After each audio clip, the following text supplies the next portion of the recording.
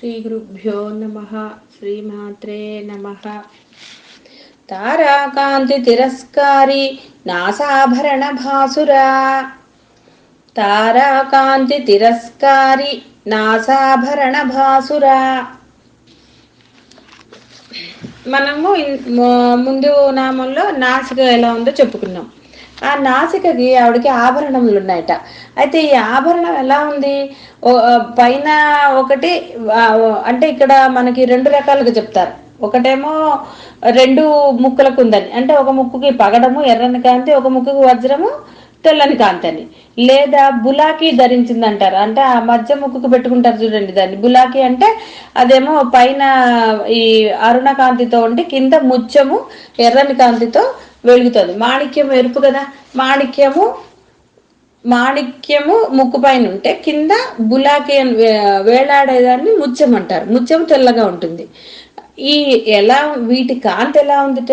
ఈ నక్షత్రాలు, ఆ నక్షత్రములు ఎంత కాంతివంతంగా ఉంటాయి, అంత కాంతివంతం, అంటే ఆ కాంతి కన్నా మిరుమిట్లు కొరుకుతున్నాయట. అమ్మవారు పెట్టుకున్న బులాకి వాటిని, అంటే మనం అంటాం చూసారా, ట్యూబ్ లైట్ ముందు అదేదో వెలవెలపోతుందని, సూర్యుడి దివిటి ముందు అది ఇది అంటాం కదా, అది ఆ విధంగా అమ్మవారి యొక్క ఆ నాసాభరణము అంత బ్రహ్మాండంగా వెలుగుతోందిట.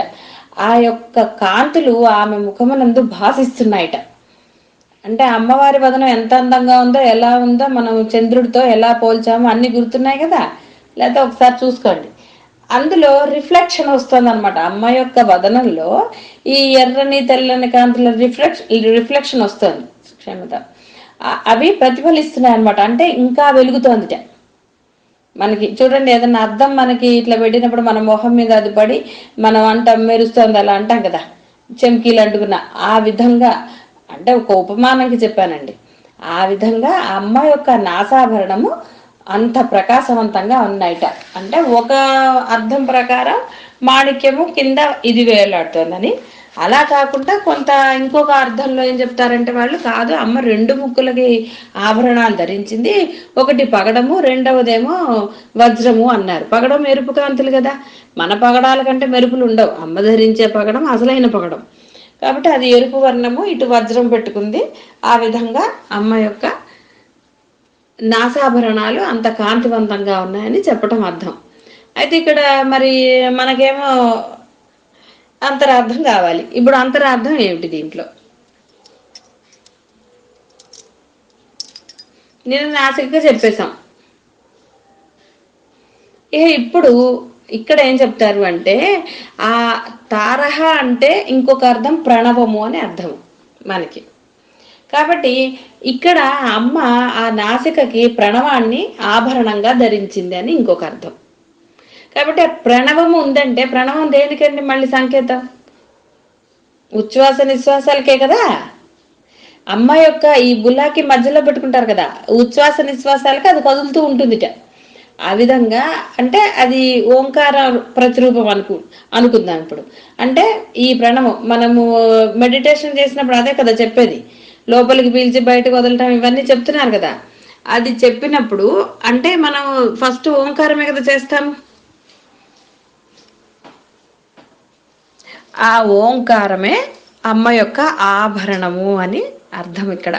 అంటే అమ్మ ఏది కూడా ఆభరణాలంటే ఏదో మనము మోజు కొద్ది ధరించే ఆభరణం కాదు.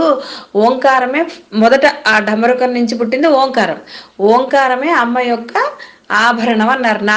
నాసిక మనకి ధ్యానానికి ఎంత ముఖ్యమైనదో చెప్పుకున్నాం. మనం ఇంద్రియాలని జయించడానికి అనండి, ఇంకోటి అనుకోండి, నిన్న మనం చెప్పుకున్నాం. ఆ విధంగానే ఇక్కడ అమ్మ ఆ ఓంకారాన్ని పెట్టింది, అంటే ఆభరణంగా ధరించింది. ఆ ఆభరణం అంటే మనం గనక ఆభరణాన్ని ధ్యానం చేయగలిగితే అది ఓంకార రూపం కదా. ఓంకారాన్ని ధ్యానం చేస్తే ఏమిటొస్తుంది తెలుసు కదా అందరికీ. మెడిటేషన్లో చేయించేది ఓంకారమే కదా.